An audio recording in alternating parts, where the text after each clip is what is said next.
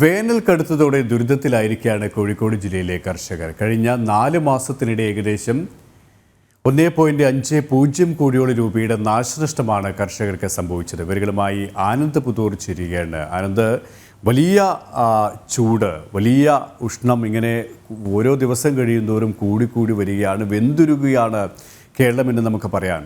കോഴിക്കോട് ജില്ലയെ സംബന്ധിച്ചിടത്തോളം വലിയ കൃഷിനാശമാണോ ഇതുമായി ബന്ധപ്പെട്ട് ഉണ്ടായത്? നമ്മൾ കഴിഞ്ഞ ദിവസം റിപ്പോർട്ട് ചെയ്തതുപോലെ തന്നെ പല വിളകളും, നെൽകൃഷിയടക്കം നേന്ത്രവാഴ കൃഷികളടക്കം വ്യാപകമായി നശിക്കുന്ന ഒരു സാഹചര്യം ഉണ്ടായിരുന്നു. എന്നിട്ടും ഈ കൃഷിവകുപ്പിൻ്റെ ഭാഗത്തിനടക്കം യാതൊരു ഇടപെടലും ഉണ്ടാകുന്നില്ല എന്നുള്ള ഒരു ആക്ഷേപം തന്നെയാണോ കർഷകർ പങ്കുവയ്ക്കുന്നത്?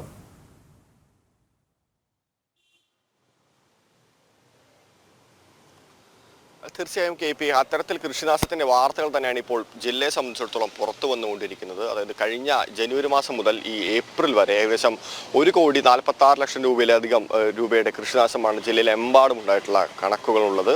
ഈ കണക്കുകൾ കൂടാനുള്ള ഒരു സാധ്യത തന്നെയാണുള്ളത്. പ്രധാനമായും നാശനഷ്ടം സംഭവിച്ചിട്ടുള്ളത് വാഴ കർഷകർക്ക് തന്നെയാണ്.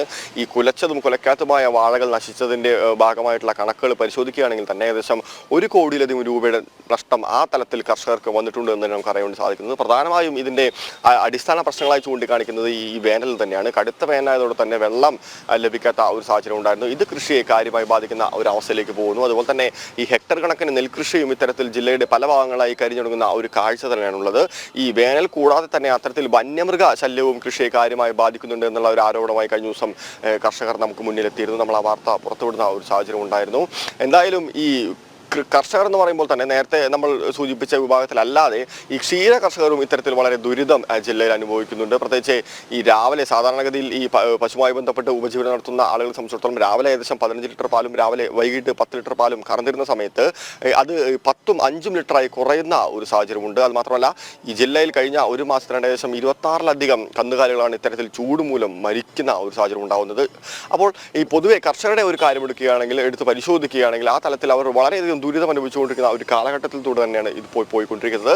ഈ സർക്കാർ എത്രത്തോളം ഇതിനോട് അനുകൂലമായി പ്രതികരിക്കുന്നുണ്ട്, അല്ലെങ്കിൽ ഈ പ്രശ്നങ്ങൾക്ക് എത്രത്തോളം പരിഹാരം കാണുന്നുണ്ടെന്ന് ചോദിച്ചു കഴിഞ്ഞാൽ അത് ആവശ്യമായ തരത്തിലേക്കുള്ള ഒരു നടപടികൾ സർക്കാരിൻ്റെ ഭാഗത്തുനിന്ന് ഉണ്ടാവുന്നില്ല എന്നാണ് ഇന്നലെ നമ്മൾ സംസാരിച്ചപ്പോൾ കർഷകരുടെ ഭാഗത്തുനിന്ന് പറയാൻ വേണ്ടി സാധിച്ചത്. അതായത് കൃഷിഭവനുമായി ബന്ധപ്പെട്ടെല്ലാം ഇത്തരത്തിൽ നഷ്ടപരിഹാരവുമായി ബന്ധപ്പെട്ട അപേക്ഷകൾ നൽകുക എന്നല്ലാണ്ട് അതിൻ്റെ അപ്പുറത്തേക്ക് കൃത്യമായിട്ടുള്ള ഒരു നഷ്ടപരിഹാരം കൃത്യസമയത്ത് ലഭിക്കാത്ത ഒരു സാഹചര്യമുണ്ട്. അപ്പോൾ കർഷകർ പ്രധാനമായും ആവശ്യപ്പെടുന്ന കാര്യവും ഇത് തന്നെയാണ്. തങ്ങൾക്ക് നഷ്ടം വന്ന കൃഷിക്ക് അനുയോജ്യമായ നഷ്ടപരിഹാരം തരാൻ സർക്കാർ ഉടനടി തയ്യാറാവണമെന്നുള്ളത് തന്നെയാണ്. വേനൽ ഇനിയും കടുക്കുകയാണെങ്കിൽ ഈ തരത്തിൽ ജില്ല കൂടുതൽ ദുരിതമായിട്ടുള്ള തരത്തിലേക്ക്, കൂടുതൽ സങ്കീർണമായ തലത്തിലേക്കുള്ള കൃഷിനാശത്തിലേക്ക് തന്നെയാണ് പോക്ക്. നമുക്കറിയാം, നേരത്തെ വീണ്ടും പുറത്തു വരുന്ന വാർത്തകൾ ഇത്തരത്തിൽ പച്ചക്കറി ലഭിക്കാത്ത മൂലം തന്നെ പച്ചക്കറികളുടെ വില വർദ്ധിക്കുന്ന ഒരു സാഹചര്യമുണ്ട്. എന്തായാലും എത്രയും പെട്ടെന്ന് സർക്കാർ ഇടപെട്ടുകൊണ്ട് തന്നെ അടിയന്തരമായി ഈ ജലസ്രോതസ്സുകൾ പുനഃസ്ഥാപിക്കുക, അതുമായി ബന്ധപ്പെട്ട് തന്നെ ഈ നഷ്ടപരിഹാരം കൊടുക്കുന്ന കാര്യങ്ങളിലേക്ക് കുറച്ചുകൂടെ ജാഗ്രതയായി പെരുമാറുകയോ ചെയ്യണമെന്ന് തന്നെയാണ് കർഷകർ ആവശ്യപ്പെടുന്നത്. KP, ആനന്ദ് പറഞ്ഞതുപോലെ തന്നെയാണ് എല്ലാ തരത്തിലും കർഷകർ വലിയ പ്രതിസന്ധിയിലാണ്. ക്ഷീര കർഷകരായാലും പച്ചക്കറി കർഷകരായാലും നെൽകർഷകരായാലും നേന്ത്രവാഴ കർഷകരായാലും ഇവരൊക്കെ ഒരേ രീതിയിലുള്ള പ്രതിസന്ധിയാണ് അനുഭവപ്പെടുന്നത്. കാരണം അത്രത്തോളം ചൂടാണ്. ചൂട് കൂടിക്കൂടി വരുമ്പോൾ ഈ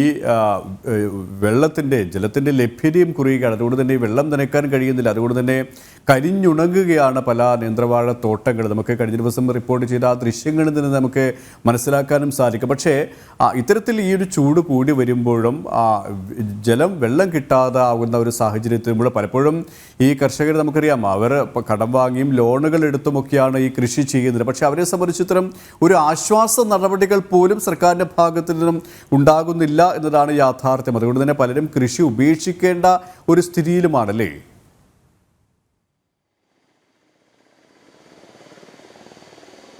തീർച്ചയായും KP, നമുക്കറിയാം വളരെ സാധാരണക്കാരായിട്ടുള്ള ആളുകളാണ് ഇത്തരത്തിൽ കൃഷിയിലേക്ക് തിരിയുന്നത്. അല്ലെങ്കിൽ ഭൂരിഭാഗം കൃഷി ചെയ്യുന്ന ആളുകളും സാധാരണക്കാരാണ്. അവർ പ്രധാനമായും ആശ്രയിക്കുന്ന സാമ്പത്തിക സ്രോതസ് എന്ന് പറയുന്നത് തന്നെ ഈ ലോണുകളാണ്.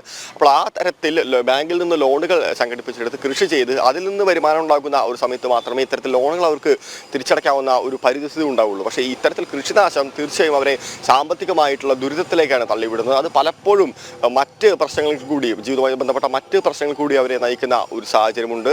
ഈ നേരത്തെ പറഞ്ഞ പോലെ തന്നെ തന്നെ പല ജലസ്രോതസ്സുകളിൽ നിന്നും ആ തരത്തിൽ ഈ പ്രത്യേകിച്ച് ഈ വേനൽക്കടുത്തോടെ തന്നെ പല ജലസ്രോതസ്സിൽ നിന്നും പുഴയിൽ നിന്നും അടക്കം വലിയ പൈപ്പുകൾ ഉപയോഗിച്ച് കൃഷിക്ക് നനച്ചിരുന്ന ഒരു സാഹചര്യം ഉണ്ടായിരുന്നു. എന്നാൽ ഈ പ്രദേശത്തെ തന്നെ മറ്റാളുകൾ പ്രത്യേകിച്ച് ഈ കുടിവെള്ള ലഭ്യത ഇല്ലാത്ത പ്രദേശങ്ങളിൽ മലയോര പ്രദേശങ്ങളിൽ അടക്കമുള്ള കാര്യങ്ങൾ എടുത്ത് പരിശോധിക്കുമ്പോൾ ഇത്തരത്തിൽ ഈ പുഴയിൽ നിന്ന് വെള്ളമടിച്ച് കൃഷിയിലേക്ക് നനയ്ക്കുന്നത് തടയുന്ന ഒരു സാഹചര്യം പ്രത്യേകിച്ച് ചില പ്രദേശവാസികൾ ഉണ്ടായിരുന്ന ഒരു സാഹചര്യം ഉണ്ടായിരുന്നു. അതിൻ്റെ പ്രധാനപ്പെട്ട കാര്യം എന്ന് പറയുന്നത് ഈ കുടിവെള്ളമില്ലാത്ത ഒരു സാഹചര്യത്തിൽ ഇത്തരത്തിൽ കൃഷിക്ക് നനയ്ക്കണമെന്നുള്ള ചോദ്യം തന്നെയാണ് അവിടെ ബാക്കിയായി അത്തരത്തിലുള്ള ആളുകൾ അതായത് കുടിവെള്ളവുമായി ബന്ധപ്പെട്ട ആളുകൾ ചോദിക്കുന്നത്. അപ്പോൾ എന്തായാലും ഇതിനൊരു പരിഹാരം കണ്ടെത്തേണ്ടത് തീർച്ചയായും സർക്കാരാണ്. അതായത് കൃഷിക്ക് അനുയോജ്യമായ ജലം നൽകേണ്ടതും കുടിവെള്ളത്തിന് ആവശ്യമായ ജലം നൽകേണ്ടതും എല്ലാം സർക്കാർ തന്നെയാണ് ഇതിൽ ഉടനടി നടപടി എടുക്കേണ്ടതും. അല്ലെങ്കിൽ കൂടുതൽ വറുതിയിലേക്ക് തന്നെയായിരിക്കും സംസ്ഥാനത്തെ കർഷകർ പോകുക എന്നുള്ള കാര്യത്തിൽ യാതൊരു സംശയവുമില്ല. KP അത് തന്നെയാണ് സംസ്ഥാന സർക്കാരിൻ്റെ ഭാഗത്തിന് ഉചിതമായ ഒരു നടപടി. അത് തന്നെയാണ് ഏവരും പ്രതീക്ഷിക്കുന്നത്. പക്ഷേ ദുർഭാഗ്യവശാൽ അത്തരത്തിലുള്ള ഒരു ആശ്വാസ ഇടപെടൽ പോലും നടപടികൾ പോലും സർക്കാരിൻ്റെ ഭാഗത്തിനും ഉണ്ടാകുന്നില്ല, സർക്കാർ സംവിധാനങ്ങളുടെ ഭാഗത്തിനും ഉണ്ടാകുന്നില്ല എന്നതാണ് യാഥാർത്ഥ്യവും. ആനന്ദ് പുതൂരാണ് വിവരങ്ങൾ നൽകിയത്.